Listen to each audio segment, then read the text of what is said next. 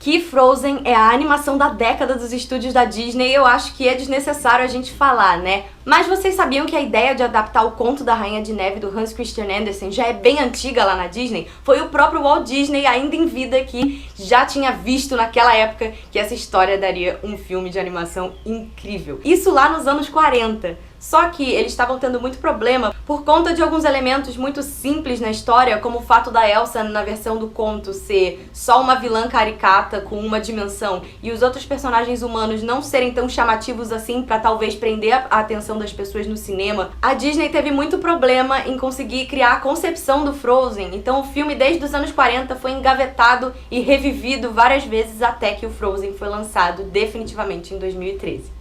Recentemente, o produtor do Frozen, o Peter Del Vecchio, ele deu uma entrevista e ele falou uma coisa inacreditável.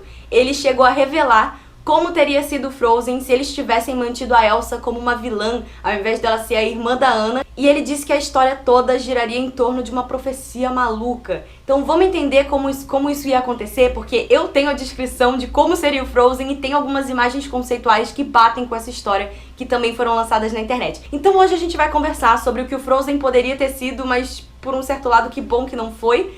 E eu tenho certeza que vocês vão ficar com a cabeça totalmente explodida, que nem eu fiquei. Bora lá? Eu sou a Fernanda Schmaltz e você está assistindo Sugar Rush.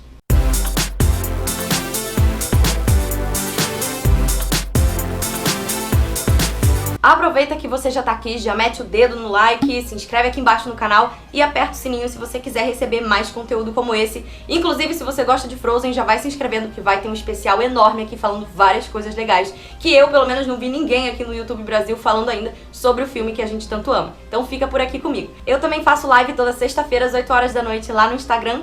Quem quiser acompanhar, o link vai estar aqui embaixo no box de informações. Clica logo lá.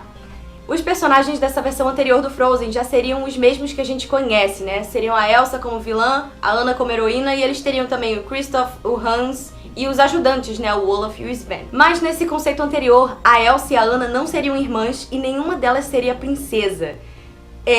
Acreditem, e vocês vão surtar quando vocês souberem quem seria a pessoa que ia governar Arendelle. Mas vamos por partes. A Elsa, ela seria realmente uma vilã tradicional zona, daquelas bem más, que nem a gente tá acostumado a ver aí nos filmes de princesa da Disney, e ela teria um visual bem marcante, bem diferente dos outros personagens, e aí ao mesmo tempo ela seria também mais próxima da Rainha de Neve do conto original do Hans Christian Andersen. O motivo pelo qual ela seria vilã nessa versão seria que ela teria sido abandonada no altar pelo homem que ela amava, e aí com muita raiva ela teria congelado o próprio coração para que ela nunca mais pudesse amar, e ao mesmo tempo ela guarda aí uma raiva enorme de Arendelle por conta disso, e ela quer destruir Arendelle. Vários dos rascunhos anteriores, nas versões onde a Elsa seria vilã, tinham essa coisa dessa profecia em comum. Então nesses rascunhos o filme já abriria te contando da profecia, que seria que um governante com o coração congelado traria a destruição completa pro reino de Arendelle. Esses roteiros iniciais tinham a intenção de fazer tanto a Elsa quanto você acreditar que ela na verdade seria a responsável por destruir Arendelle. Infelizmente eles não chegaram a falar nada sobre o desenvolvimento do filme, mas o Peter Del Vecchio chegou a comentar como seria o terceiro ato todo da história, quer dizer, o clímax, né, o que aconteceria no final. E aí, segura só porque é inacreditável. A Elsa ia querer invadir Arendelle com um exército de monstros de neve e a Anna tentaria impedir ela. O Kristoff teria um momento Han Solo e viria atrás dela para tentar ajudar. Mas aí o governante oficial de Arendelle, que nessa versão seria ele mesmo, Hans of the Southern Isles, né, o Hans das Ilhas do Sul. Cara, ele que era o rei da parada toda lá e ele ia causar um estrago enorme. Pra impedir a Elsa, ele ia resolver mandar uma avalanche em cima dela, tipo que a Mulan faz também no filme pra tentar impedir os Unos, sabe? Só que as intenções dele estavam bem longe de ser honestas, que nem as da Mulan. Ele pensou, quer saber? Se eu não posso vencer essa mulher na boa, eu vou vencer ela na força e eu vou levar tudo que tiver que ir junto. E ele resolve que ele vai mandar uma avalanche em cima dela, mesmo que isso signifique destruir a Anna, que aparentemente era sua prometida, e Arendelle inteira. Então ele meio que seria a pessoa responsável pela confusão toda. Quem viu isso vindo, né? Aliás, eu não tenho certeza absoluta, ele não chegou a comentar se a Anna nesse caso seria realmente noiva do Hans, mas com algumas imagens conceituais a gente pode ver que na hora que a Anna vai atrás da Elsa pra pedir ajuda, ela tá com uma tocha de fogo e ela tá com um vestido de noiva, inclusive o Olaf tá indo junto com ela. Então eu imagino que seja esse o caso, e aí contrariando essas expectativas, né, a Anna vai perceber que a única esperança de Arendelle, depois que o Hans resolve já soltar lá a avalanche, é que a Elsa faça com que essa neve não destrua o reino. E aí ela vai pedir ajuda pra vilã, e aí ele não deixou bem claro como que ela ia convencer a Elsa, mas a Elsa vai ser convencida e ela iria conseguir parar a avalanche e salvar Arendelle. E aí a profecia teria esse plot twist, né? Que na verdade ela seria uma metáfora e não uma coisa literal como a gente acreditava. Não seria a mulher que congelou literalmente o seu próprio coração, mas um cara que era um sociopata, que era rei, mas que não se importava com seu reino, que iria causar toda aquela destruição. E aí a Elsa nesse processo, né, depois que ela salva Arendelle, o coração dela descongelaria, porque esse seria o ato de amor dela,